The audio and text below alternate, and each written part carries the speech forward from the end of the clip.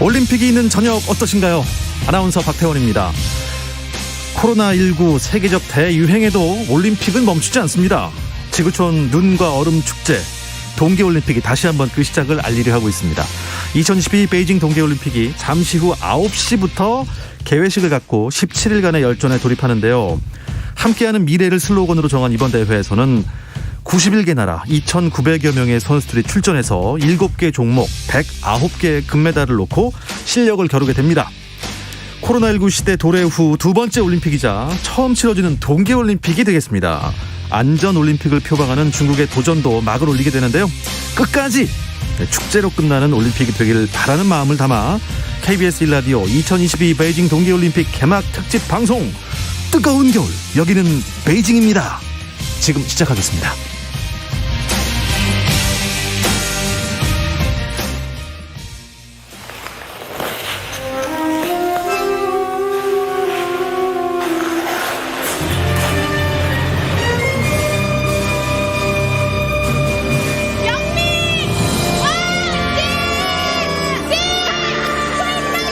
강하게 스위핑하고 있습니다.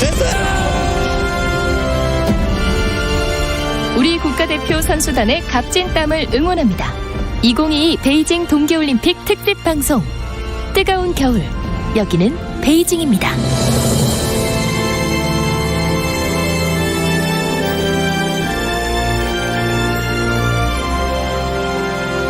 동계올림픽이 4년 만에 돌아왔는데 지금 코로나 때문에 관심이 약해질지도 모르겠지만 오히려 더 그걸로 하나가 될 수 있고 집에서 TV 보면서 오히려 집콕할 수 있으니까 더 좋은 결과를 많이 기대하면 좋을 것 같습니다. 막상 시작하면 보기는 보죠. 네, 응원도 하고 할 건데 크게 기대를 하면서 찾아보거나 하진 않을 것 같아요. 저희 원래 그거 쇼트랙 잘하잖아요. 근데 멤버 구성이 좀 전보다 좀 약하지 않나 싶어서. 네. 피겨의 그 차준환 선수 그때 무슨 대회에서 우승했다고 하니까 아마 이번에 잘하지 않을까 기대가 됩니다. 그래도 김연아 선수 제외하고는 불모지인데 여기서 잘한다니까 기특한 면이 있죠. 어느 정도 메달 기대가 되는 거는 잘해줬으면 하는 마음은 있죠. 컬링의 팀킴은 눈여겨볼 것 같습니다. 영미? 네. 순위는 한 종합 5위 안에는 들 것 같아요. 이번 올림픽 기대가 많이 적다고 하는데 그래도 힘내서 좋은 성적 있었으면 좋겠고, 꼭 그게 성적이 아니더라도 국민들한테 많이 힘냈으면 좋겠습니다. 대한민국 화이팅! 한국 선수들 결실 잘 맺으시고요. 코로나 시국에도 대한민국의 꿈과 희망을 심어주세요. 화이팅! 네, KBS 1라디오 2022 베이징 동계올림픽 개막 특집 방송 뜨거운 겨울, 여기는 베이징입니다. 네, 시민들의 응원 메시지로 저희가 시작을 해봤습니다. 선수들에 대한 기대는 물론이고 코로나로 인한 걱정의 목소리도 있으셨습니다. 우리 선수들 후회 없이 최선 다하고 또 건강하게 돌아오길 저희 KBS 라디오도 손모아 기원하겠습니다. 네, 이 마음을 담아 베이징 동계올림픽 개막 특집 꾸며보도록 하겠는데요. 함께해 주실 분 오늘 세 분 모셨습니다. KBS 베이징 올림픽, 베이징 동계올림픽 스노보드 해설위원 배우 박재민 씨 모셨습니다. 안녕하세요. 안녕하세요. 또 저예요. 또 저란요. 네, 일간 스포츠의 김지한 기사 오셨습니다. 안녕하세요. 그리고 이 종합대회 때만 나타났다가 갑자기 사라지는 저희 스포츠의 이유미 작가 오셨습니다. 네, 개막과 함께 나타났다 폐막과 함께 사라지는 이 작가입니다. 세 분 반갑습니다. 네. 네. 안녕하세요. 네, 정말 그야말로 다시 올림픽입니다. 이 도쿄올림픽 끝난 지가 얼마 안 된 것 같아서 이게 계속 이제 올림픽인 것 같아요, 느낌이. 여러분 어떻습니까? 베이징 동계올림픽을 맞이하는데 느낌이 다 남다르실 것 같아요, 박재민님. 그렇죠. 일단은 코로나19라는 이 시국에 이제 국제대회가 열리다 보니까 많은 분들이 이 시국에 이런 것도 열어야 되냐 뭐 이런 질문도 사실은 굉장히 많았고요. 그러다 보니 분위기가 예전만큼 불타오르지 않는 것도 사실입니다. 그리고 직전 대회가 한국에서 있었잖아요. 그렇기 때문에 아마 비교가 될 수밖에 없을 거예요. 근데 그런 부분에서 선수들이 느끼는 어떤 심리적인 부담감, 그다음에 어떤 공허함, 소외감 이런 것들이 분명히 있을 거지만은 그럼에도 불구하고 선수들이 최선을 다해서 좀 뭐 국민들에게 좀 힘이 되는 그런 장면들을 좀 많이 만들어줬으면 좋겠다, 이런 뭐 바람이 좀 있습니다. 맞습니다. 네. 김지한 기자는요? 저는 그러니까 스포츠 기자를 하고서 전에 이제 2014년 소치 동계올림픽 때하고 2018년 평창 동계올림픽 때 현장에 있었거든요. 네. 지금은 이제 베이징에서 좀 떨어져 있는 서울에 지금 있기는 합니다만 이렇게 또 경험을 하고 있으니까 좀 뭔가 또 느낌도 새롭고 좀 뭔가 또 이 나이가 또 이렇게 먹어가는 느낌도 들었고요. 네, 좀 이 올림픽을 보통 이렇게 하다 보면은 매번 이 어떤 스토리들이 계속해서 이제 나오잖아요. 네. 또 이번 이 동계올림픽에서는 또 어떤 스타가 나올지 또 어떤 스토리가 또 함께 나올지 이게 또 상당히 좀 기대가 됩니다. 동계올림픽 3번이면은 3, 4, 12년이네요. 네. 네. 우리 이유미 작가님은 어떻습니까? 베이징 동계올림픽. 저는 14년 전에 베이징 하계올림픽 때 현장에서 방송을 했었거든요. 네. 근데 그때 생각이 많이 나서 이번 베이징 동계올림픽은 제 입장에서는 추억이 방울방울. 그런 느낌이에요. 왜냐하면 이번에 경기장들을 대부분 재활용해서 썼다고 하니까 제가 갔었던 경기장에서도 또 경기가 펼쳐질 가능성이 높잖아요. 그래서 그런 것들을 좀 유심히 보고 싶고. 그 지문이 아직 남아있을 수도 있어요. 그럴까요? 네, 거기 묻어있던 지문들이. 14년 전 지문이. 그렇죠. 그랬으면 좋겠습니다. 네. 당시에 우리 선수단 성적이 좋았어요. 박태환 선수도 금메달 땄었고 네. 야구가 전승 우승했던 게 전승 베이징 올림픽이니까 맞아요. 네, 그 기운을 좀 이번에 우리 선수단이 좀 받았으면 좋겠다. 그런 생각을 하면서 보고 싶습니다. 좋습니다. 벌써부터 베이징 올림픽 재밌어질 것 같고요. 네. 세 분은 4년 전 평창 때 다 현장에 계셨나요? 네, 저희 셋 다 현장에 있었고 네. 저희 스포츠와 다 인연이 있으시죠. 어떻게 인연이 되죠? 제가 설명을 좀 해드리자면 네네. 저는 이제 그때 작가로 방송단 KBS 라디오 방송단으로 갔었고 박재민 위원은 그때 스노보드 해설위원이 그때 인기가 엄청났었죠. 그럼요. 네, 박재민의 평창 때. 새로운 발견. 이걸 또 네. 이렇게 면전에서 듣고 있자니 기분이 참 좋습니다. 그때 이제 그때 핫했습니다. 저희 프로그램에 출연을 하셔서 그때부터 인연이 저랑 이어지게 된. 그래서 네. 저희 스포츠에 고정 게스트가 되셨군요. 네, 그래- 계약서를 끝까지 안 써주시더라고요. 저희는 계약서 쓰는 순간 출연료 조율이 들어가야 되는데. 네. 저희는 이제 종신 계약이기 때문에 계약서 그렇군요. 자체가 없습니다. 맞습니다. 제 발목에 사슬이 묶여 있네요. 족쇄가 채워져 있고. 근데 김지한 기자는 저희 프로그램에 원래 출연을 하고 있었던 기자였는데 이제 저희 프로그램에서는 뭐 리포터나 PD들이 취재를 해서 사실은 평창 소식을 전했었는데 갑자기 이렇게 빈틈이 생길 때가 있잖아요. 네네. 그러면 현장에 있으니까 김지한 기자가 전화해서 김지한 기자 전화 연결합시다. 이런 식으로 해서 현장 소식 많이 전해주셨던. 네, 그러니까 제 기억에는 그때 정말 추운 날씨에서 그 평창의 그 알펜시아 그 스키 경기장에서 경기를 이렇게 하다가 이제 갑자기 연결이 돼서 이제 어딘가에서 이제 좀 연결 상태가 좋은 곳을 찾으려고 하다가 화장실 옆에서 제가 연결을 했던 그런 좀 어떤 나름의 좀 에피소드도 있었습니다. 사실 김지한 기자는 참 써먹기가 좋은 기자인 게 몇 종목을 알고 계십니까 지금? 거의 다 하는 것 같아요. 거의 다 하시죠. 네. 거의 뭐 많이들- 하계, 동계 전 종목 다 하시는 거죠. 네, 너무 깊게 알지 못하는 게 좀 단점입니다만은 그래도 약간씩 발을 담그면서 어느 정도는 좀 알고 있는 그런 편입니다. 근데 어쨌든 그래서 올림픽이 평창, 도쿄, 베이징 이렇게 아시아 3개국이 연이어 올림픽을 하는 좀 그것도 이색적인 것 같고. 원래 대륙을 좀 넘나들지 않나요? 네, 그러니까 원래는 그 대륙별 순환 개최를 원칙으로 하고 있기는 해요. IOC에서 암묵적으로도 그렇게 진행이 되고 있는데 사실 올림픽이 예전과 다르게 좀 비용이 많이 들고 개최 후에 사후에 어떻게 좀 활용할 수 있는 방안이 많지 않다라는 이유 때문에 좀 꺼리는 나라들이 많아지고 있고 오히려 꺼릴 수 있구나. 그렇죠. 매몰 비용이 계속해서 발생을 하다 보니까 사실 이제 이런 스포츠학과 이런 데서도 교과서에 나오는 내용들이 항상 올림픽 시설들이 사후에 어떻게 활용되는지가 항상 활용 나와요. 여부가 그거는 체육학과 다니는 학생들이라면 뭐든지 꼭 배우는 이제 그런 이제 사례 분석인데 그 정도로 올림픽의 시설물들이 굉장히 상상을 초월하는 막대한 비용이 들어가고 그 자본이 활용되지 못하고 되는 폐기 처분이 되는 사회적 문제가 계속 이슈가 좀 되고 있죠.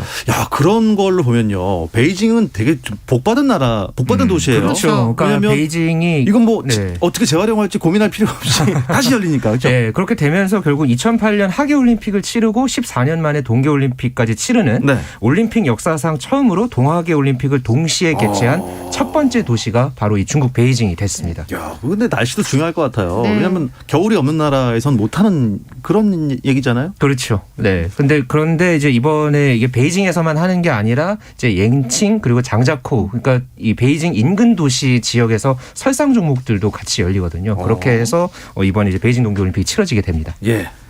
조금은 부러운 도시 베이징 동계올림픽 특집 방송 함께하고 계십니다.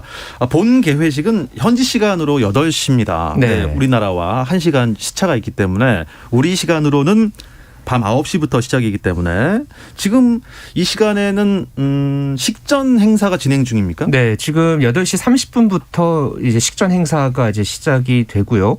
이 참고로 2008년 하계 올림픽 때 개회식과 폐회식을 보신 분들 아마 기억을 하실 텐데 그때 그 드러머가 처음에 이제 그 인트로였죠. 그 드러머만 2,008명에 이르렀고 북치는 분들이요? 예, 이제 전체 이 나온 그 참석 인원만도 15,000여 명이나 됐던 아주 대단한 이 메머드급 행사. 그러니까 한편에 거의 대형 이 오페라를 보는 듯한 네. 예, 그런 어떤 행사로 이제 개회식이 열렸는데 이번에는 이 코로나19 상황 때문에 이 출연자 수를 4,000명 안팎으로 줄였다고 하고요. 이 중에서 전체 출연자의 90%가 넘는 이 3,000여 명이 10대 나이의 젊은 출연자들로 구성이 됐다고 합니다. 와, 유미 작가는 14년 전에 현장에 가 계셨다면서요? 저는 개회식은 못 봤고요. 근데 이제 제가 있었던 그 IBC가 네. 그 이 주경기장이랑 멀지 않은 곳에 있었기 때문에 거의 붙어 있지 않나요? 네, 거의 붙어 있어요. 그래서 그 열기를 느낄 수가 있었고 소리가 들렸습니까? 네, 소리도 들리고 폭죽, 레이저 쇼를 보이죠. 워낙에 많이 했기 때문에 네. 계속해서 그걸 느끼면서 볼 수 있어서 IBC에 있던 사람들도 다 바깥으로 나와서 구경을 했을 정도로 네. 아주 대단한 개회식이었고 2008년도. 궁금했어요. 또 얼마나 도대체 네. 오래 할까 했는데 거의 밤새 레이저 쇼가 그 정도로요? 됐었을 와. 정도로 화려했었습니다. 이게 중국 사이즈다 네. 뭐 이걸 보여주고 싶었나 봐요. 대륙의 당시에. 뭐 힘들 대륙의 뭐 이런 맞아요. 거였죠. 뭐. 그렇게 그때 느껴졌었어요. 굉장히 또 화제가 됐던 게 이제 폭죽. 네. 이제 뭐 거인이 걸어 들어오는 발자국 같은 걸 이제 폭죽으로 맞아요. 형상화하면서 네. 뭐 굉장히 화제가 됐던 기억이 있는데 그만큼 중국은 확실히 이제 그러니까 중국이라는 나라에 대해서 선전적으로 과시할 수 있는 그런 부분들을 굉장히 잘 보여주려고 노력을 하는 것 같아요.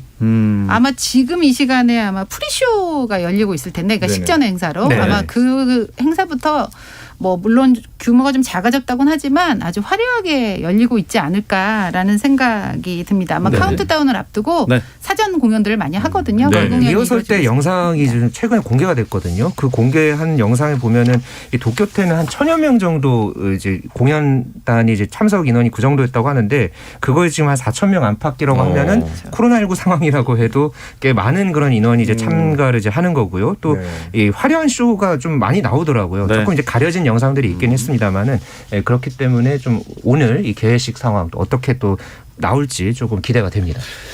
박재민 의원, 14년 전에도 베이징 올림픽, 하계 올림픽 때 장혜모 감독이 개막식을 그렇죠. 연출을 했는데 네. 14년 이후에 지금은 누가 연출합니까? 누가 연출하죠? 누가 합니까? 이번에 장희보 감독님이 하시나요? 네, 이번에 또 합니까? 또 합니다. 네. 대단하세요 진짜. 그러니까 이분이 그 공연과 관련한 공연 기획 연출과 관련한 부분에서는 거의 이 중국을 넘어서서 세계 최고로 그렇죠. 자랑을 하죠. 이런 이 동계올림픽과 하계올림픽을 또 동시에 연출한 이 네. 최초의 감독이 됐고요. 이 최근에 이제 중국 신화통신과의 인터뷰에서 장혜모 감독이 이 2008년 대회가 이제 중국을 세계에 보여줄 기회였다면은 지금은 또 중국이 세계에서 차지하는 비중이나 위상이 달라졌다. 달라졌죠. 그래서 예, 그때랑 이런 많이 달라요. 세계인에게 네. 전하는 환영의 메시지를 이번 개회식에서 표현하겠다.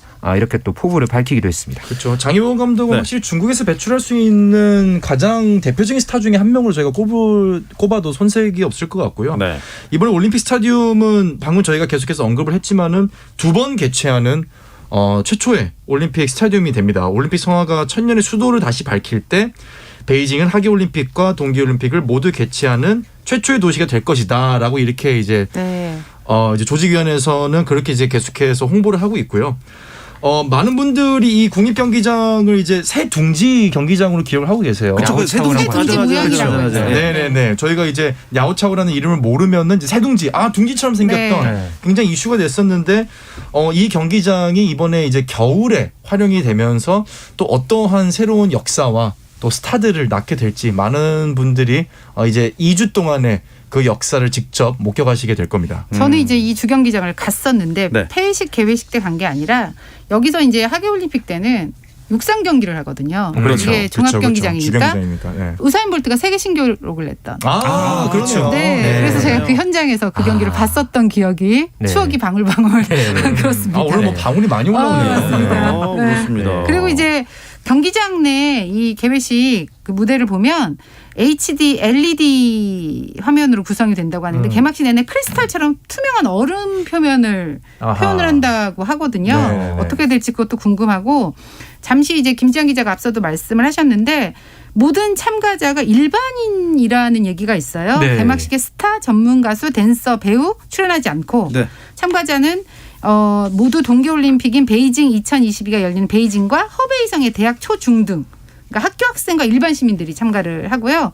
그 각자 학업이나 직장 등 바쁜 일상들을 하고 있는 와중에 전 세계에서 온 친구들을 환영하기 위해서 시간을 쪼개서 개막식에 참가를 했다. 이렇게 조직위원회가 밝히고 있습니다.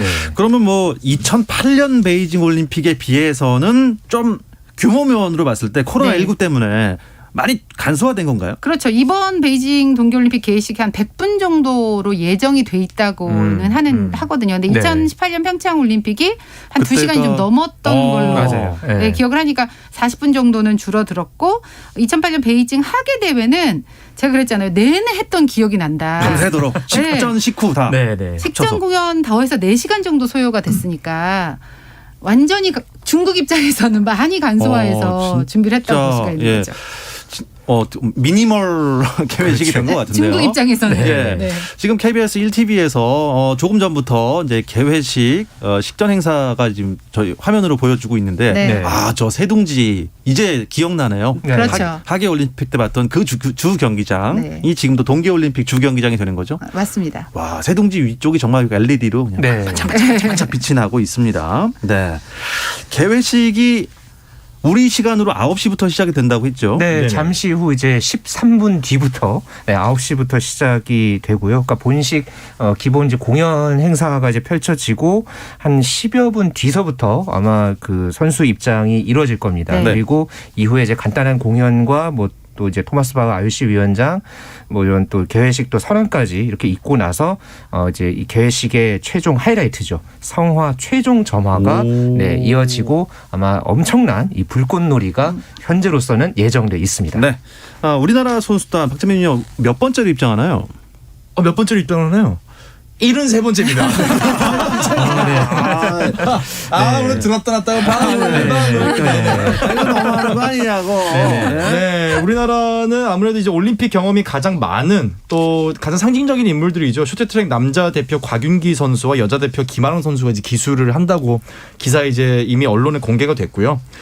순서 규정에 따라서 저희가 이제 가게 되는데 이거는 이제 개최국마다 좀 다릅니다. 그래서 뭐 영어로 갈 때도 있고 뭐 이번에 또 중국이다 보니까 중국어 기준으로 가게 되는데 중국어 순서에 따라서 91개국 중에서 73번째로 저희 나서게 됩니다. 그래서 한 1시간 정도 뒤쯤에나 볼 수 있지 않을까. 개막식을 하고 나면은. 중국어 순서대로 가는군요. 지난번 도쿄올림픽 때도 저희가 이제 그 가다카나 히라카나 뭐 그 가나 순서로 갔기 때문에 왜 안 가나 한국은 도대체 언제 오나 막 이랬는데 그래서 못 봤죠. 정말로 오래 기다리다 결국 못 만나고 저희 방송이 끝났던 기억이 한참 나는데 있다가 나왔죠. 이번에도 저희 방송 생방송 중에는 한국 팀 입장을 볼 수는 없을 것 같습니다. 그렇습니다. 좀 재밌는 사실은 매 올림픽마다 차기 개최국이 마지막에서 두 번째, 그다음에 현 개최국이 마지막에 나오거든요. 그래서 이탈리아가 마지막에서 두 번째로 나설 거고요. 그리고 중국이 마지막 순서로 등장을 할 겁니다. 오랜만에 듣습니다. 이태리. 구라파. 예전 그 구라파의 한 나라죠. 이태리. 타올 생산국. 그렇습니다. 선수 입장이 이제 뭐 끝나면 성화 봉송 최종 주자와 함께 뭐 점화 방식 또한 나타날 텐데 이 장혜모 감독이 보통 감독이 아니잖아요. 이번에도 엄청 특이한 방식의 성화 저만 할 것 같아요. 아니 그 발표로는 창의적인 성화 점화 방법으로 사람들을 놀라게 하겠다. 뭐 가장 혁신적인 성화 점화가 될 거다. 그러면서 나온 얘기가 친환경 저탄소 방법으로 점화를 하겠다는데 아무리 생각을 해봐도 도대체 이게 어떤 식으로 점화가 될 건지는 사실 이 점화라는 것 자체가 이게 고탄소라. 그러니까요. 이 저탄소가 되면 불이 붙지는 않거든요. 네. 이게 어떤 그걸 한다지 않습니까? 첨단 기술로. 예측이 안 되니까 네. 기대가 되는 것 같아요. 맞아요. 예측을 할 수가 없으니까 일단 궁금하고. 일단 뭐 그냥 뭐 가스렌지를 키진 않을 것 같습니까? 네. 그 가스렌지. 야, 오늘 뭐 이런 단어가 많이 나오네요. 아니 근데 이번 올림픽에서 계속 지금 중국이 뭐 로봇, 네. 자율주행 차량, 수중봉송. 맞아요. 수중봉송도 하대요. 네, 이런 식으로 좀 물속으로 특이한 게 투자하고 많았죠. 네. 올림픽 사상 최초의 도전들을 계속 하고 있거든요. 그리고 제가 생각할 수 있는 가장 저탄소의 점화 방법은 그 돋보기로 네. 해를 비춰가지고. 그것도 고탄소 아닙니까? 아 그런가요? 이게 저탄소이 도저히 모르겠네요. 네. 지금 그걸 밖에서 저희 모르겠어요. PD님들도 네. 고개를 절레절레 흔들리시면서 정답. 정답. 성냥. 성냥? 네, 다음 질문이요. 다음 질문 가시죠. 네. 자, 이제 성냥이든 성화든 어쨌든 뭐 점화를 장혜모 감독 스타일로 멋있게 할 것이고 네. 진짜 궁금한 건 최종 봉송 주자가 누가 될 것이냐. 그러니까 점화하는 사람. 2008년 때는 리닝이었죠. 맞아요. 그 네. 최종 스타죠. 네. 그러니까 리닝이 그 당시에 그 와이어를 이제 묶어서 그 지붕에서 이렇게 타고 그렇게 이제 점화를 했던 게 이제 내려가고, 기억이 그렇죠. 나는데요. 그때가 리닝이 그렇게 와이어를 달고 성화대 불을 붙인 것도 당시에는 상당히 파격적인 그런 점화 방식이었죠. 네. 근데 그 당시 리닝이 그랬고 그다음에 2018년 평창 동계올림픽 때 김연아 선수가 그랬고 또 직전 이번 도쿄올림픽 때 이 테니스 스타 오사카 나오미도 그랬고 그러니까 최종 점화자가 누군가에 대해서는 어느 정도 사실 예측이 가능했었습니다. 그런데 이번에도 네. 좀 예상되는 인물들이 얘기는 나오고 있는 것 같아요. 맞아요. 그러니까 중국의 스타 위주로. 그러니까 몇몇 지금 꼽혀지고 있는 선수들은 이제 쇼트트랙에서 그러니까 중국이 워낙 또 이 동계올림픽 쇼트트랙에서 또 강했기 때문에 그 동안에 이제 금메달을 땄던 뭐 왕멍, 양양, 왕멍, 뭐 저우양, 뭐 이런 양양 A입니까, 양양 B입니까? 양양 S. 네. 예전 양양 S, 양양 A 이렇게 있었던 걸로 제가 기억을 하는데요. 네. 역시 막 던지면 안 돼. 네, 양양 리자준 뭐 이런 사람. 리자준 네. 있었죠. 그러니까 그래서 이런 얘기도 있어요. 베이징이 사상 최초로 동아계 올림픽을 모두 개최하는 도시다 그렇죠. 보니까 네. 오히려 그걸 부각하기 위해서 2008년 하계 올림픽 때 메달을 땄던 네, 그럴 수도 있겠다. 선수들을 예. 불러올 수도 있을 것이다. 네. 그래서 뭐 체조의 저우카이라든지 다이빙의 거징징, 거징징 네, 유명하죠. 탁구의 네. 장인잉 이런 선수들이 올 수도 있는 거 아니냐. 네. 뭐 그런 얘기도 지금 나오고 있는 그런 되게 상황이거든요. 저는 이제 또 스포츠에서 조선현대바라는 이제 농구 프로를 하다 보니까 야오밍 나오면 굉장히 재밌겠다. 야오밍 선수가 충분히 그러니까 저탄소를 하기 위해서 높이 있는 이 점화대에 이 어디 기중이라 이런 거 쓰지 않고 그러니까 키가 본인이 키가 크니까 위에서 얼마나 저탄소입니까? 완벽한 저탄소. 다른 기계를 쓰지 않고 이게 저탄소일 수 있습니다. 고효율에. 그러니까 이게 발 뒤꿈치가 살짝 들어가지고 이렇게 음찌 하면 이렇게 불이 확 붙는 거죠. 야오밍 선수가 식사를 굉장히 많이 하시기 때문에. 근데 어쨌든 장림호 감독이 사실상 리닝 같은 경우는 보완에 실패한 거나 당시 마찬가지잖아요. 그랬죠. 예측은 뭐 거의 공개가 노출이 됐었죠. 됐었잖아요. 누구나 그래서 뭐 예측 가능한 최종 이번에는 주자였어요. 사람들을 좀 놀라게 하겠다 이렇게 공언을 한 상태거든요. 도대체 장인호 감독이 직접 나오실라나. 장희모 감독 직접 나올 것 같지 않고. 김지한 기자가 한번 예상을 해보시죠. 나는 난 이렇게 하면 깜짝 놀랄 것이다. 그러니까 저는 오히려 그 이번 동계올림픽 마스코트가 또 판다거든요. 그래서 설마 판다를 그러니까 판다와 로봇을 결합해서 로봇. 네, 그렇게 그럴 해서 수 뭔가 있죠. 점화를 할 수 있지 않을까. 아니 근데 네. 원래 2008년 베이징 올림픽 때도 그랬고 2010년 광저우 아시안 게임 때도 그랬고 좀 판다가 성화를 점화하는 게 아니냐 이런 얘기가 사실 있기는 했어요. 근데 이제 판다만으로는 좀 뭔가 농담 같은 느낌이 드니까 말씀하신 대로 대나무 로봇이 대나무가 성화될 수도 근데 있고. 이게 뭐 여러 가지의 기술을 결합한 사실 그러니까 네. 잠깐 들었을 때는 판다를 직접 그 조련을 해가지고 점화를 시키면 이건 또 약간 동물학대 그렇죠. 이걸 로봇으로 네. 판다 네. 로봇. 네. 그거 약간 일리가 있기도 그럴 수는 할 것 있겠네. 같아요. 그러면 정말 깜짝은 맞은 것 같은데 과연 이런 생각이 아직까지 그 로봇 기술이 그렇죠. 지금 겨우 이렇게 걸어다니는 정도인데 궁금하긴 하네요. 판다 로봇이 점화까지 한다? 네. 그러니까 사람도 사람이지만 오늘 이 베이징 동계올림픽 성화 최종 점화는 과연 어떤 방식으로 네. 진행이 되느냐. 그게 가장 궁금증인 것 오늘 같습니다. 최고 관전 포인트가 되지 않을까 궁금해 싶습니다. 죽겠어요. 네. 이러한 궁금증은 이분께서 풀어주실 것 일지도 모르겠습니다. 아, 그런가요? 네, 4년 전 평창의 동계올림픽 감동을 잊지 못해서 베이징 동계올림픽에까지 가 있는 라디오 PD가 있습니다. 연결해서 현지 분위기를 알아보도록 하겠습니다. 베이징에 계신 KBS 라디오 유기성 PD 연결합니다. 유 PD 안녕하세요. 네, 안녕하십니까. 베이징에 나와 있는 유기성 PD입니다. 네, 베이징 지금 어디 앞에 나와 계신가요? 현재 저는 메인 미디어 센터라고요. 방송사들이 다 같이 모여있는 곳 앞에서 주경기장을 바라보면서 개막식을 기다리고 있습니다. 예, 그러면 그 개막식 안쪽에서, 경기장 안쪽에서 개막식을 보시는 건 아니고? 네, 경기장 안쪽에는 못 들어갔고요. 예. 미디어 센터에 지금 남은 사람들이 다 같이 옹기종기 모여가지고요. 큰 화면으로도 보고. 네. 지금 많은 분들이 또 바깥으로 나와서 네. 개막식을 보려고 지금 분주하게 움직이고 지금 있습니다. 5분도 남지 않았는데요. 저희가 이 성화 관련된 궁금증을 저희가 나름대로 막 지금 썰 아닌 썰을 풀고 있었는데 이 성화 그 마지막 점화 방식과 그 마지막 주자 얘기들은 어떤 얘기들 나오고 있나요? 사실 현장에서도 국가 기밀처럼 유지가 되고 있어가지고 정확하게 방식에 대해서는 언급이 되고 있지 않고요. 기밀. 마지막 성화 주자 아까 야오밍 말씀하셨는데 야오밍은 이미 성화 봉송에 참여를 했기 때문에 야오밍 선수는 아닐 것 같고요. 죄송합니다. 제가 현장에서 느끼기에는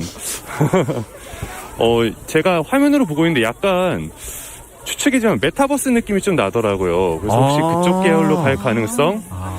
그리고 이제 저탄소 얘기 나왔잖아요. 네. 근데 제가 경기장을 많이 돌아다녔는데 이제 비계어 슈광이라고 예전 폐 공장을 경기장으로 만든 그런 경기장이 하나 있거든요. 네. 혹시 그쪽이랑도 관련이 있을 수 있지 않을까 이렇게 조심스럽게 예측은 혼자서 해봤습니다. 혹시 공중에서 불이 뚝 떨어지거나 이렇게 될 수도 있을 것 같아요. 네, 헬기가 날아다니고 있지는 않은데요. 어디서 날아올지 모르니까 잘 지켜보고 있겠습니다. 네. 이번 대회 우리나라 선수단 몇 명 수준입니까? 우리나라 선수만 치면은 이제 원래는 63명이었는데 오늘 65명으로 늘었죠. 마지막에 이제 극적으로 또 합류한 스노보드 이채훈 선수가 들어와가지고 이제 선수단 중에 이제 선수는 총 65명이고요. 예, 선수가요? 예. 네, 개막식에는 이제 11명의 선수만 등장하는 걸로 되어 있습니다. 그렇습니까? 65명이 다 등장하는 건 아니군요. 네, 경기 일정도 다 다르고, 컨디션 조절, 특히나 저기 이제 스키장 있지 않습니까? 네. 장저카우 같은 데서 여기까지 오기에는 좀 거리가 멀다고 판단이 돼서 컨디션 유지 차원에서 이제 불참을 결정한 선수단도 있습니다. 쇼트트랙에서 최고참이네요, 벌써. 곽윤기와 그렇죠. 김아랑 선수가 공동 기수네요? 네, 곽윤기와 김아랑 선수. 원래 이제 스피드 스케이팅 김민선 선수가 기수로 나오려다가 이제 변경이 됐죠. 김아랑 선수로. 제가 이 두 분들이랑 같이 이제 중국에 들어왔거든요. 같은 비행기를 타고 중국에 들어오는 입국 과정도 같이 있었는데, 일단 곽윤기 선수는 그 전까지는 계속 노란 머리의 곽윤기 선수가 나왔었는데, 사실은 이제 핑크 머리잖아요. 그래서 곽윤기 선수는 어디 가도 되게 굉장히 잘 보였고, 다른 선수들 우리나라 에이스라고 할 수 있죠. 최민정 선수, 이제 황대현 선수 이런 선수들이랑 되게 지근거리에서 같이 들어왔는데 모두 다 긴장도 하지 않고 저는 오히려 컨디션이 좋아 보여서 좋은 결과 이번에 나올 수 있지 않을까 좀 조심스럽게 예상해 봅니다. 네. 또 이 곽윤기 선수가 끼가 많아요. 유튜버이기도 하고, 춤도 잘 추고 깃발을 들고는 또 어떤 퍼포먼스를 보일지 기대를 해보겠습니다. 현지 분위기는 어떻습니까? 좀 진짜로 거리마다 약간 올림픽 분위기가 나나요?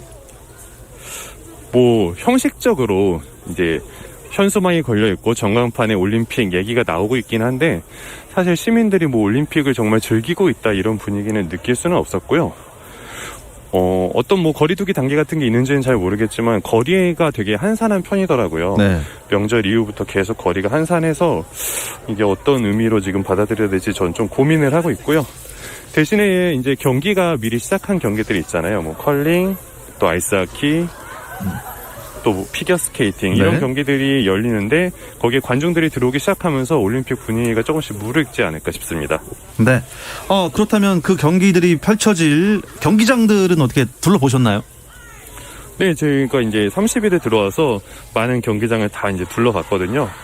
먼저 이제 베이징 시내에 있는 경기장들에서는 보통 우리가 이제 주력 종목이라고 할 수 있는 빙상 종목들이 이뤄지고요. 네. 이제 조금 1시간 반 정도 차를 타고 나가면 옌칭이라는 존이 있습니다. 그 옌칭 지역에서는 우리가 이제 썰매, 봅슬레이가 스켈레톤, 루지, 썰매 종목과 함께 이제 알파인 스키가 펼쳐지고요. 네. 이제 기차를 타고 2시간 정도 가면 장저커우 지역이 있는데 그쪽에 가면 이제 대부분의 스키 설상 종목들이 그곳에서 열리게 됩니다.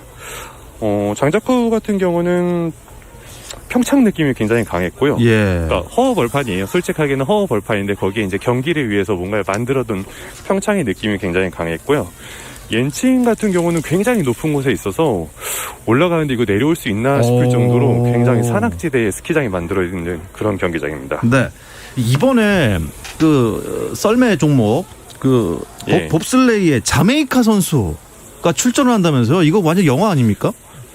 네, 그 영화 쿨 러닝이라고 맞아요. 기억하실지 모르겠습니다. 예. 예, 참 이제 아프리카에 있는 선수들이 열심히 봅슬레이 진출하고 도전하는 장면을 담았던 건데 제가 봅슬레이 연습 경기를 보러 갔는데 거기서 이제 자메이카 선수들이 딱 썰매를 끌고 등장을 하더라고요. 그 뒤에는 또 브라질 선수들도 있었고요.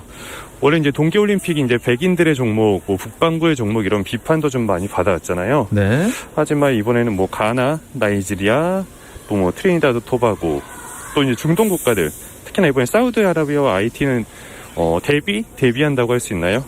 이번 동계올림픽에 이제 데뷔를 하거든요. 그런 좀 더 다양한 국가들이 이번 올림픽에 다 같이 참여하게 되는 것 같아서 뭐 해석의 여지는 있지만 네.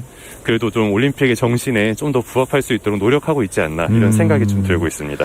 뭐 먼저 출발하면 저희 뭐 정현호 PD도 그렇고 현지가 네. 약간 불편한 점이 좀 많다는 소식이 있는데 어떻게 지낼만 하세요? 네.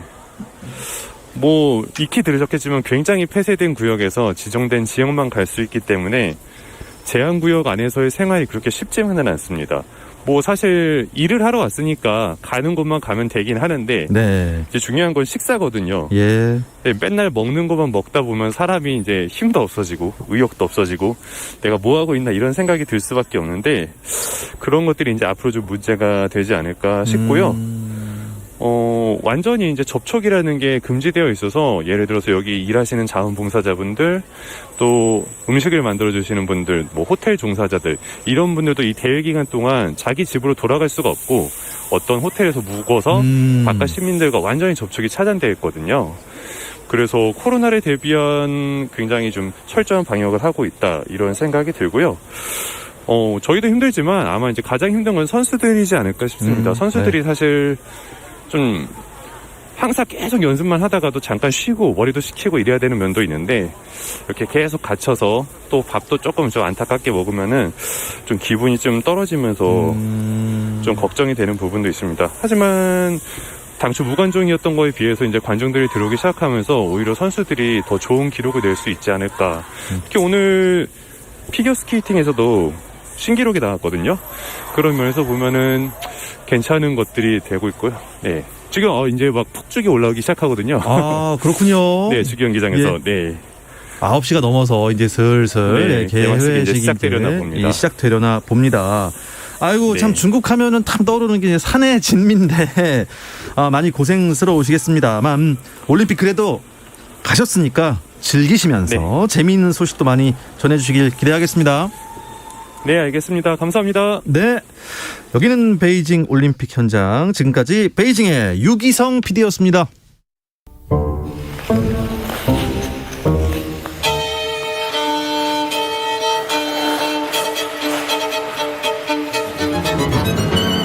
올림픽의 감동적인 순간을 생생하게 전해드립니다. 2022 베이징 동계올림픽 특집 방송. 뜨거운 겨울. 여기는 베이징입니다.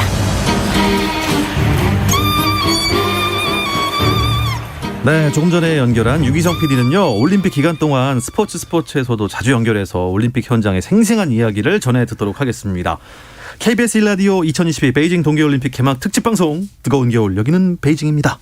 박재민 KBS 스노우보드 해설위원, 일간스포츠 김재한 기자, 스포츠의 이유미 작가와 함께하고 있습니다. 다시 이야기를 이어가도록 하겠습니다. 2022 베이징 동계올림픽 지금 무슨 쇼가 펼쳐지고 있는데요. 네. 이제 카운트다운이 됐고요. 아까 네. 아마 유기성 PD가 폭죽이 올라오고 있습니다 할 때가 이제 카운트다운을 할 때였던 것 같아요. 그래서 카운트다운이 지나갔고 본격적으로 이제 개막식의 어떤 그런 행사, 공연 이게 이어지고 있는 그런 상황입니다. 김재현 기자, 그러면 지금 저 모습은요 어떻게 표현하고 있는 거죠? 그러니까 지금 24절기를 그러니까 처음에 이제 인트로 영상으로 이제 하나하나 이제 소개를 하고 그리고 이제 카운트다운을 이제 하고 나서 지금 24절기의 이제 봄에 해당하는 지금 그 상황을 지금 레이저와 좀 이 공연단이 함께 지금 어우러져서 지금 표현을 하고 있는 것 같습니다. 지금 라디오만 듣고 계시는 분들은 어떤 모습일까 좀 상상이 안 되실 것 같은데요. 한 10m 길이가 되는 형광색 봉을 이제 마스게임을 하는 이제 저희 출연자분들이 들고 나오셔가지고 이 새싹 혹은 바람에 휘날리는 잔디를 표현하고 있어요. 근데 이게 지금 대단해 보이는 이유가 바닥에는 24절기의 상징적인 어떤 뭐 민들레 씨앗이라든지 바람이라든지 물, 지금 또 이제 나비나 새가 나오고 있는데요. 그런 것들을 지금 영상과 실제 사람들이 움직이는 마스게임이 조화를 이루면서 저도 공연이라는 공연은 정말 많이 봤었는데 이거는 정말 충격적이네요. 네. 저 넓은 경기장 자체가 화면이 된 거죠. LED 네. 화면. 그렇죠. 그러니까 LED를 설치를 해서 이게 약간 아이스 링크 같은 형태를 보여주면서 거기에서 뭔가 계속 변화를 하고 있죠. 계절의 변화인지는 모르겠지만 뭔가 이게 변화를 하면서 올림픽을 상징하는 무엇인가로 바뀔 것 같은 그런 느낌의 공연들이 계속해서 이어지고 있는 그런 상황입니다. 장윤호 감독은 정말 세계적인 인물이 맞다는 걸 다시 한번 느끼는 게 이 짧은 장면에서만 봐도 이 사람이 갖고 있는 그 영상미와 이 정말 그 복수의 차원의 세계. 그러니까 우리는 한 개의 차원만 본다면은 이 사람의 머릿속에는 복수의 차원이 존재한다는 걸 좀 느낄 수가 있네요. 지금은 이제 입춘을 24절기 중에 입춘이에요. 네, 그걸 좀 표현을 하네요. 네, 한 그 어린이가 후 하고 불었는데 이게 민들레 홀씨가 확 퍼지면서 그게 씨앗이 돼서 봄이 와서 꽃들이 피는 뭐 이런 것들을 좀 상징을 하는 둥지를 거예요. 뚫고 나갔네요. 네. 이게 저탄소라는 걸 표명하는 게 그러니까 저 거대한 경기장 자체가 화면이 돼서 하나의 화면이 된 거죠. 그러니까 저기를 사람이 직접 불을 들고 뛰어다녔으면은 얼마나 많은 에너지 낭비가 됐겠어요. 네. 근데 저게 전부 LED와 화면으로 구성이 됐기 때문에 저탄소고 볼거리는 더 제공하고. 뭐 하나 아쉬운 거는 저탄소를 표방하고 있는데 지금 방금 폭죽이 터졌거든요. 그건 중국이니까 폭죽 터뜨리겠죠. 그리고 아마 이제 폭죽은 계속 터질 것 같아요. 그리고 공중에 지금 폭죽 터지면서 남은 그 뿌연 연기 있지 않습니까? 그게 카메라에 잡혔는데 개인적으로 가슴이 좀 아픕니다. 저게 이제 날라와서 우리나라 미세먼지가 될 수도 있기 때문에 여기까지 하겠습니다. 지금은 이제 시진핑 중국 국가주석과 토마스 바흐 IOC 위원장이 소개가 되고 있는 저 두 분 중에 한 분이 저 말하진 않겠죠? 무슨 그거는 말이에요? 그 성화봉송의 마지막 주자 저 두 분 중에 한 분 아니겠죠. 아닐 거라고 그동안에는 생각합니다. 그런 적이 없었죠. 네. 한 번도. 네. 네. 우리가 정상한 적은 없었죠. VIP는 저기 앉아계죠. 네, 그렇죠. 네네네. 자, 어쨌든 우리나라 선수단은 9시 우리 시간으로 9시 16분부터 선수 입장이 시작이 됐는데 네. 73번째로 네. 입장하기 때문에 한참 기다리셔야 된다는 걸 다시 그렇습니다. 한번 말씀드리겠습니다.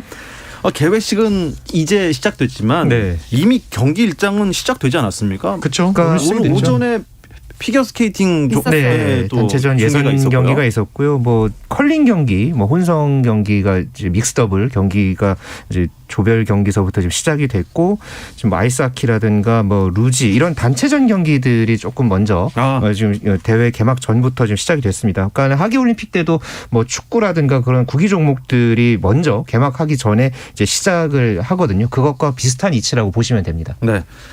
근데 저는 좀 속상했던 게 대한체육회에서 우리나라 이번에 금메달 2개 정도를 예상한다고 했단 말이에요. 네. 좀 약간 속상한 예측 아닙니까? 근데 그것도 2개가 아니라 한두 개 정도. 한두 개. 네. 조금 보수적으로 접근을 한 것 같아요. 네, 맞아요. 네, 저희가 왜냐하면 평창 때는 사실 예상했던 것보다 좀 덜 땄거든요. 그렇죠. 그때 금메달 7개 목표였는데 네. 금메달 실제로는 5개. 5개를 따고 네. 그때 처음에 목표는 959였는데 그게 오히려 575가 됐나 아마 그럴 거예요. 네. 95가 됐는지 네. 그러니까 조금 이제 대한체육회에서도 이제 좀 기대를 많이 부풀리기보다는 좀 보수적으로 접근을 하면서 뭐 더 많이 나오면 더 좋은 그럼요. 거고 그렇죠. 네, 그런 거니까. 근데 실제로 약간 쇼트트랙도 전력이 좀 약화가 됐고 네. 썰매 종목도 윤성빈 선수가 스스로도 본인은 메달권이 아니다라고 그렇죠. 밝혔을 그렇죠. 정도로 네. 지금 썰매 종목도 메달을 따기가 특히 금메달은 쉽지 않은 그런 상황이기 때문에 이런 네네. 것들이 원인이었고 그걸 좀 더 보수적으로 대한체육회에 잡은 게 아닌가. 그러니까 전반적으로 코로나19 상황 때문에 국제 대회를 많이 나가지 못했던 상황 그리고 그렇죠. 또 진천 선수촌의 그런 내부 상황에 따라서 또 동계 종목 선수들이 상대적으로 좀 하계 종목 선수들에 비해서 좀 훈련을 좀 덜 했던 그러니까 많이 하지 못했던 그런 좀 분위기가 있었거든요. 네. 그런 분위기가 좀 이제 2년째 이렇게 쌓이면서 그게 이제 또 이런 성적 목표를 이제 잡는 데 있어서도 좀 영향을 미쳤습니다.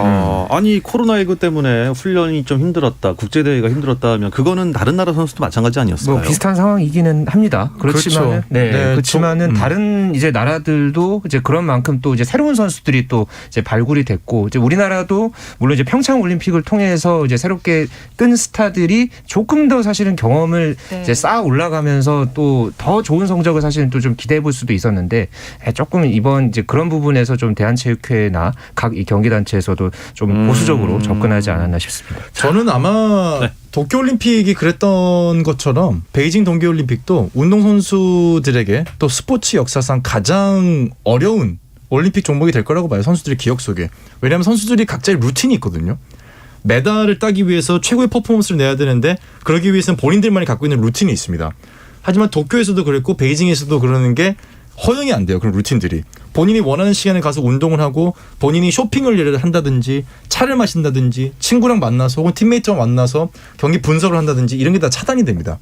전혀 할 수 있는 여지가 주어지지 않고 최소한의 어떤 자유만 주어지기 때문에 선수들이 이 안에서 세계 최고의 금메달 퍼포먼스를 내야 된다. 아마도 올림픽에 참가하고 있는 모든 선수들이 가장 어려운 올림픽으로 기억을 하지 않을까. 그리고 저도 금메달을, 그 점은 좀 아쉬웠던 네네. 게 이제 저도 출장을 가보면 그 취재진들이나 미디어들에게 선수촌을 개방해서 보여줄 때가 그렇죠. 있어요. 맞아요. 그래서 이제 몇 번 볼 수가 있었는데 제가 그걸 보면서 아 여기서 이 친구들이 경기 외적으로 얻는 게 더 많겠구나 그럼요. 네. 그런 생각을 정말 많이 했거든요. 네. 같이 몸을 풀고 같이 대화를 하고 정보도 얻고 기계가 아니잖아요. 네. 그게 사람이기 때문에 인간의 축제의 장인데 이게 인간의 축제의 장이 아니라 정말로 그냥 기능의 장이 되는 네. 좀 어쩔 수 없는 근데 지금 상황이에요. 그럴 수 있는 곳이 선수촌에서도 없을 거란 말이죠. 그렇죠. 그러니까 선수들이 뭔가 본인이 힐링을 하고 그걸 재충전해서 최선을 다한 100%의 능력을 펼칠 수 있는 공간도 없고 또 그 젊은 선수들이기 때문에 또 그 젊은 선수들과 만나서 어떤 국제적인 교류를 하는 것도 중요한 것이 올림픽인데 그런 걸 전혀 할 수 없다는 건 선수들에게 좀 힘든 부분이 아닐까 그런 생각이 저도 그래서 들었습니다. KBS PD님들 몇 분이 연락이 왔는데 현장에 가 있잖아요. 다 차단됐잖아요. 일만 한답니다. 그러니까 일하다가 너무 힘들잖아요. 그럼 좀 마음을 풀어야 되잖아요. 네. 이 마음을 풀기 위해서 일을 다시 합니다. 네, 지금 어려운 상황에서 네. 열심히 노력하고 계신 네. 네, 우리 선수뿐만 아니라 선수단, 중계진 여러분, 네. 취재진 여러분 모두 수고 많으시다고 네. 방송 빌려갖고 큰 소리로 응원을 드리고 싶습니다. 네. 끝까지 안전하게 네. 귀국하시길 바라겠습니다. 네, 네. 어쨌든 쇼트트랙에서 좋은 결과를 지금 기다린다고 했는데 그게 당장 내일일 수도 있어요. 네, 그러니까 당장 내일 저녁에, 그러니까 정확히는 이제 우리 시각으로 밤 10시경에 이 쇼트트랙 혼성 단체 계주 결승전이 예정이 되어 있습니다. 네. 최민정 선수, 이유빈 선수, 황대헌 선수, 이준서 선수 이렇게 4명이 출전을 해서 네. 우리 선수단 첫 번째 메달을 노립니다. 이 처음으로 이 금메달 종목이 됐습니다. 혼성 계주 기대해 보겠습니다. 지금 개회식 아주 멋있는 장면이 펼쳐지고 있는데요. 네, 상황도 현재, 잠깐 보겠습니다. 네, 얼음의 올림픽 링이라는 공연이 지금 진행 중인데요. 네. 잠깐 그 현장 소리 함께 들어가 보시죠. 한 방울의 물이 이렇게 큰 강물을 이루고 중국의 모강이라고 할 수 있는 황하를 표현하고 있고요. 모든 문명의 시작에는 강이 있었고 바로 그 모습을 표현하고 있는데 갑자기 황하의 물결과 파도가 얼어붙어서 투명한 얼음이 됐고 시간조차도 얼어붙은 세상이 찾아왔습니다. 그리고 그 얼음의 한복판에서 얼음 덩어리가 솟아오릅니다. 과연 이 얼음 덩어리로 무엇을 표현하기 위한 것일까? 계속해서 얼음 덩어리가 얼음의 밑에서 솟아 올라왔습니다.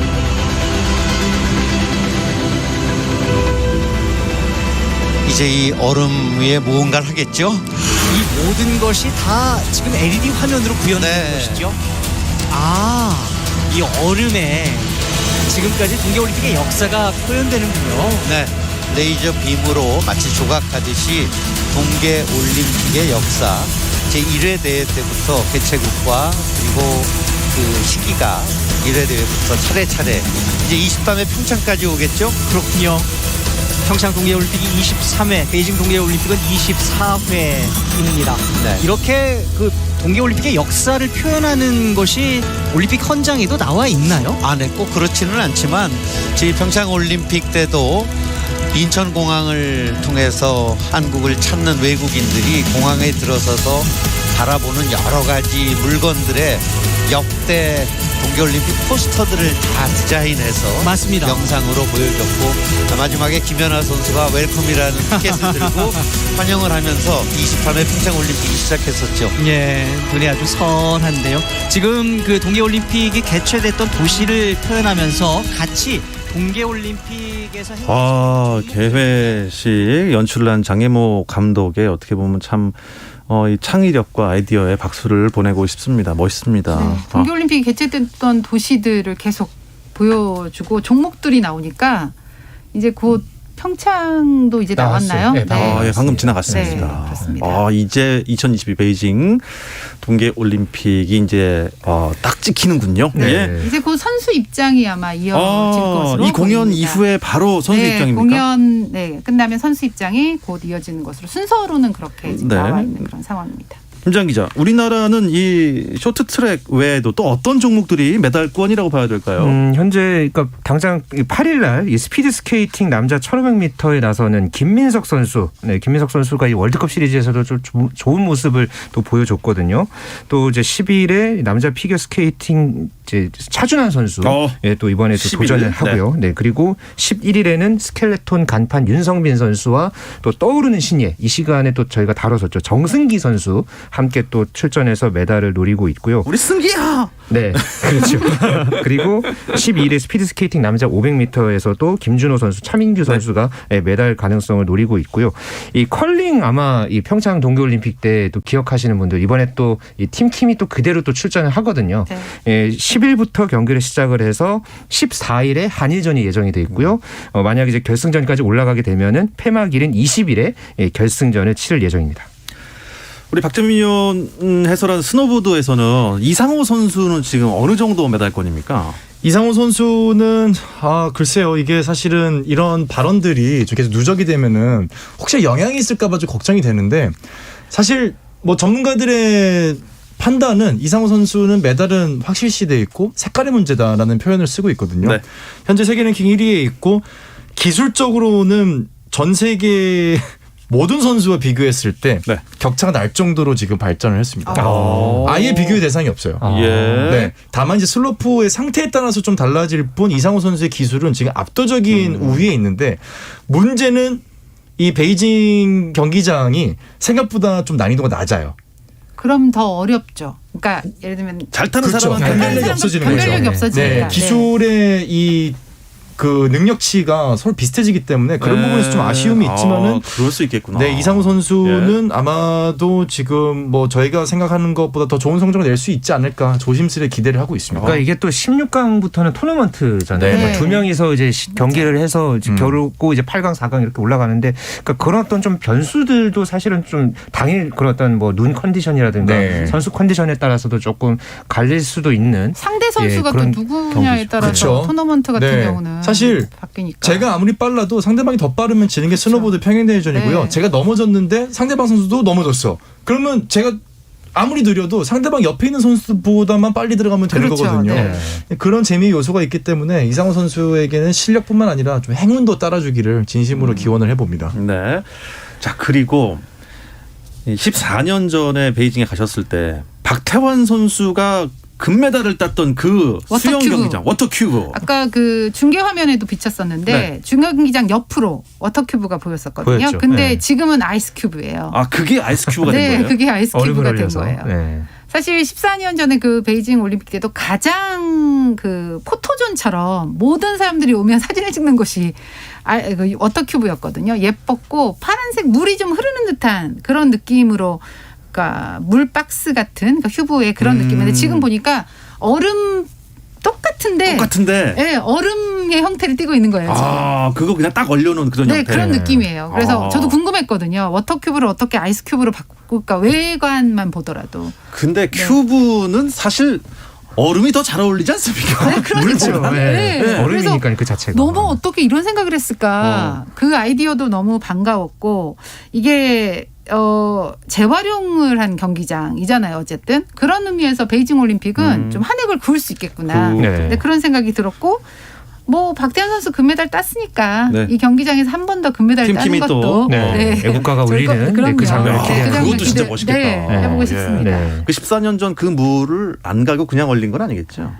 약간 좋은 기운이 좀 있을 수 있는데. 아, 좋은 기운이 좀 있으면 약간 그 밑에 수맥이 있다면은. 그렇죠. 그때까지 보관이 잘 됐었는지는 모르겠습니다만. 괜히 이런 말이야. 네. 죄송합니다. 네. 네. 아유, 어쨌든 우리 팀킴이나 우리 컬링 대표 선수들 여기서 어떻게 금메달 가능성이 보입니까? 그러니까 아무래도 조별리그를 또 잘 치러야 하고요. 우리가 평창 동계올림픽 때 물론 메달권을 예상을 했습니다만은 그래도 압도적인 성적으로 그렇게 조별리그를 잘 치를 줄은 사실은 많이 예상을 못했거든요. 그리고 재밌는 경기들이 많았었죠. 네, 사실. 그랬지만은 제가 이 시간을 통해서도 한번 언급을 해드렸지만은 당시에 나왔던 10개 팀이 이번에 그대로 나옵니다.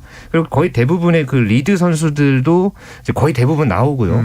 그렇기 때문에 또 올림픽이라는 또 이 경기마다의 또 변수들도 있고, 특히나 이 지난 그 평창 동계올림픽 때 금메달을 땄던 이 스웨덴의 이제 리드 선수죠. 이제 마베리스 선수가 이 코로나19 확진 판정을 땄던 그 상황이 있어서 또 이후에 지금 일단은 그 세 차례 검사를 모두 음성 판정을 받아야지만이 지금 올림픽 출전이 가능한 상황이 됐거든요.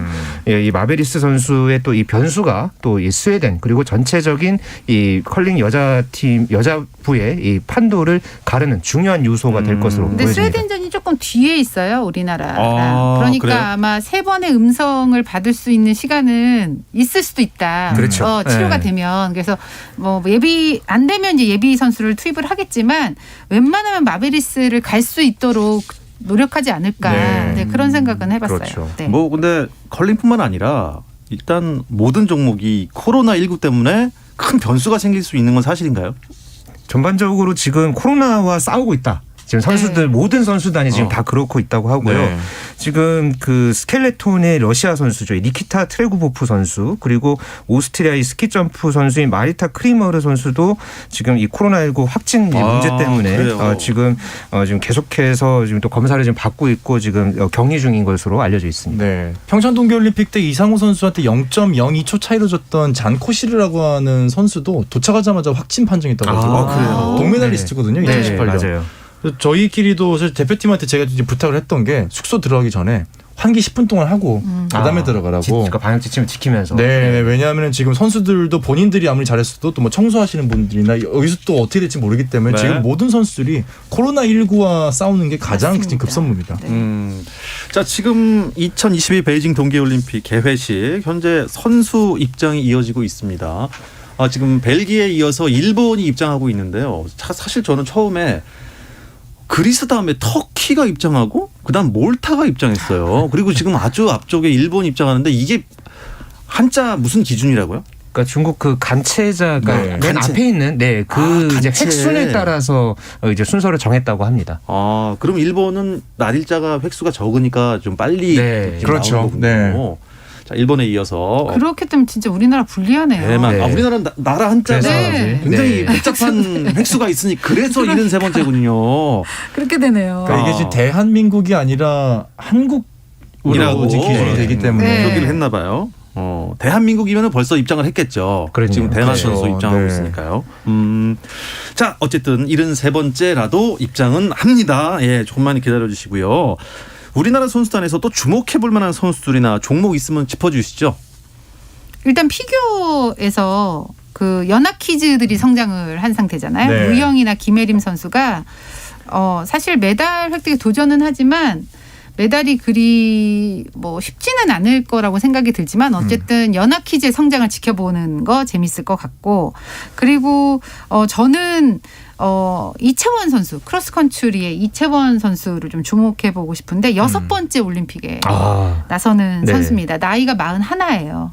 이 선수가 40대 20년 네. 동안 올림픽 선수로 살아왔던 거죠. 네, 제가 이제 소치 올림픽을 앞두고 8년 전에 이채원 선수 봤을 때 사실 그 대회가 마지막일 줄 알았거든요. 근데 8년이 지난 후에 또 나가고 지난 평창에도 나가서 저희 프로그램에 인터뷰도 했었는데 이 선수가 소치 올림픽 앞두고 경기를 제가 봤을 때는 아기를 낳고 2년 딱 지난 후에 올림픽을 간 건데 그 임신 9개월 때까지 운동을 했었다고 그래요. 숨기고 운동을 하셨던 걸로 그래서 알고 있어요. 감독한테 잠깐 한 달만 쉬겠다고 해서 몸이 이상한 줄 알았더니 사실은 아기를 낳고 오겠다고 그럴 정도로 해서 물어봤더니 포인트 쌓아놓는 걸 잃어야 되잖아요. 그럼 올림픽을 못 가니까 그렇죠. 계속해서 그거 포인트가 중요하죠. 맞아. 유지를 하기 위해서 그랬고 그리고 오히려 쉰 적이 없었는데 산후조리를 하면서 3개월 쉬는 동안 몸 상태가 더 좋아져서 그리고 기초 체력 훈련을 많이 해서 득이 됐네요. 네, 오히려 득이 됐었다. 그렇게 한번 쉬어가는 것이. 아마 그래서 이채원 선수는 전 다음 올림픽도 나올 것 같아요. 그럴 수 있을까요? 쉽게 포기를 할 성격이 아니기 때문에. 7번째 올림픽이라면 그 4년마다 한 번씩이니까 이게 몇 년입니까? 7번째가 되면 이제 24년 28년 네, 그렇게 되는 거죠. 대단합니다. 예. 피겨 스케이팅에는 우리가 또 차준환 선수, 유영 선수, 또 김혜림 선수 이렇게 좀 눈여겨볼 만할 텐데 사실 메달을 따기는 쉽지 않을 것 같아요. 네. 쉽지 그러니까 않을 것 같아요. 4대륙 선수권 대회에서 차준환 선수가 금메달을 따긴 했습니다만 그 대회에서는 사실 미국이나 일본 선수들이 좀 상대적으로 좀 이진급 선수들이 나왔거든요. 그렇지만은 그 본인이 갖고 있는 그 기술을 충분히 발휘한다면은 본인들이 갖고 있던 목표 차준환 선수 같은 경우는 평창 때 공동 15위에 올랐거든요. 탑 10 이상. 또 유영 선수도 마찬가지로 본인의 어떤 필살기인 트리플 악셀에 성공을 한다면은 충분히 탑 10 이상의 성적 가능하다고 봅니다.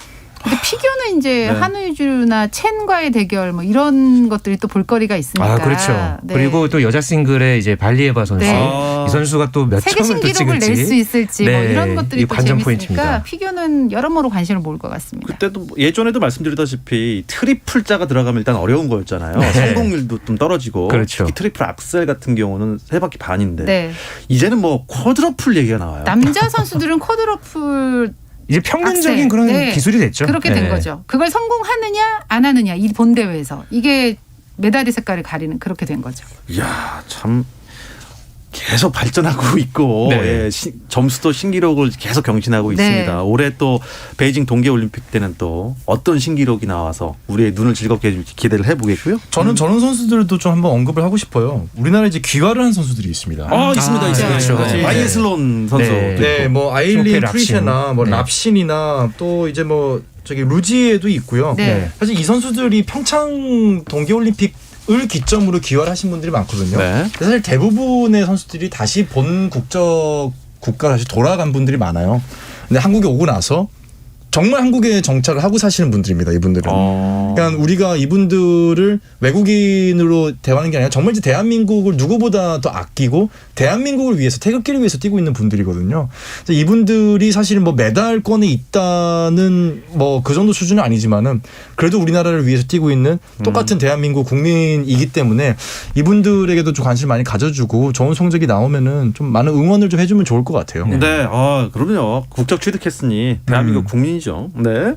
그리고 대회 전체로 보면은 이채원 선수보다 나이가 더 많은 선수가 있다면서요? 그러니까 독일의 여자 스피드 스케이팅 선수인 클라우디아 스피드? 네, 스피드 스케이팅. 우와. 클라우디아 페이스타인 선수가 30년 전 그러니까 1992년 알베르빌 동계올림픽 때부터 나와서 이번까지 8번째 92년 대회에 처음 나오신 거예요? 네. 제가 거의 초등학생 때 50세예요. 네. 나이가. 50살의 나이에 지금 올림픽에 나오고요. 그러니까 원래 이제 그 중간에 2010년 밴쿠버 때 못 나왔으니까 이것까지 나왔으면은 9회입니다. 그러니까 9번째 올림픽 무대가 될 뻔했는데 이번에 8번째로 이제 출전을 하게 되고요. 이번 개회식에 독일 대표팀 기수로도 네, 선정이 나서게 됐으니까 됐죠. 네. 보시면 좋을 것 같아요. 네, 그러니까 그동안에 또 메달도 금메달 5개, 은메달 2개, 동메달 2개 이렇게 따냈던 이 전설적인 선수가 이번에 또 나옵니다. 네, 감동과 재미가 있는 이번 올림픽이 될 거라 믿어 의심치 않습니다. 세 분과 이야기 나누다 보니까 벌써 시간이 이렇게 됐네요. 네. 자, 저희는 더 열심히 노력하겠다는 말씀드리면서 뜨거운 겨울 여기는 베이징입니다는 마치도록 하겠습니다. 박재민 KBS 스노보드 해설위원, 일간스포츠 김재한 기자, 스포츠 이유미 작가 세 분 고맙습니다. 감사합니다. 고맙습니다. 네, 아쉽게도 대한민국 선수단의 입장 소식까지는 전해드리지 못했지만 저희 스포츠는 올림픽 기간 동안 계속해서 현지 소식을 비롯해서 다양한 올림픽 이야기 꾸며드리겠습니다. 기대 부탁드립니다. 월요일에 뵙겠습니다. 박태원의 스포츠